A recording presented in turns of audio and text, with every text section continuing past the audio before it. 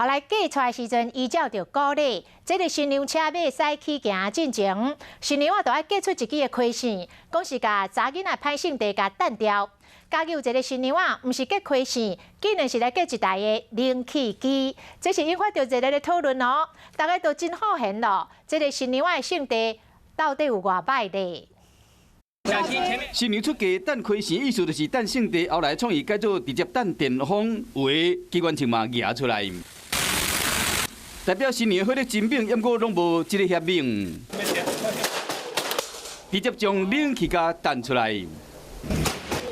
到底这个新娘有偌歹，将规台冷气甲弹出来？这画面有真侪人爱笑。事后知讲，原来新郎厝内就是开电器行的，唔只将开线换做冷气。我们结婚的前几天。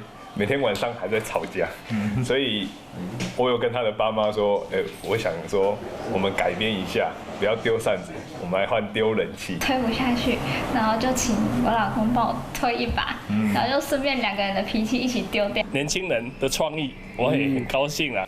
现代少年人有真侪出头，这个小小的窗仔门会使弹出什么物件？大家有无共款的想法？然后丢那种工业用的电风扇，想要丢榴莲。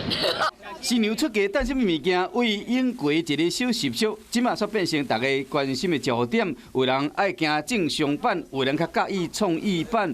总有一句，无论到一种的版本，拢有使互这个婚礼一世人记条条。